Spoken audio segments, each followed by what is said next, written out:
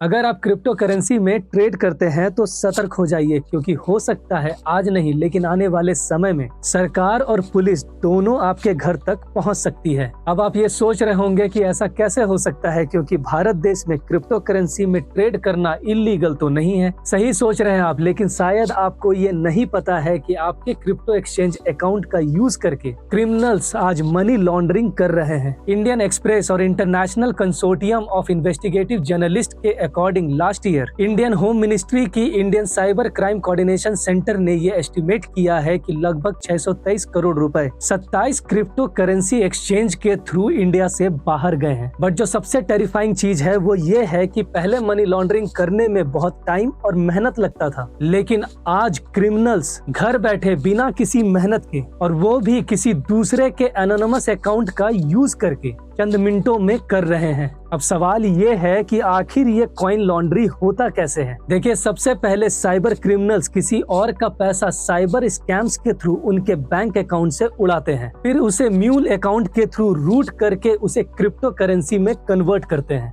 जिससे उड़ाया गया पैसा डिजिटल करेंसी में कन्वर्ट हो जाता है। फिर उस क्रिप्टो करेंसी को मिक्सर वैलेट, जो ऑलमोस्ट अनट्रेसेबल होता है, उसमें ट्रांसफर करके अलग अलग crypto exchange like Binance, coin switch etcetera में रूट करके हॉप किया जाता है, जिससे ये पूरी मनी ट्रेल गायब हो जाए। फिर इस क्रिप्टो करेंसी को ऐसे कंट्री में भेजकर कैश में कन्वर्ट कर लिया जाता है जहां के रूल रेगुलेशन काफी लाइट है, यानी tax haven countries for the crypto currencies. आपका इस rapid type of money laundering यानी द कॉइन लॉन्ड्री पे क्या कहना है, कमेंट करके बताएं।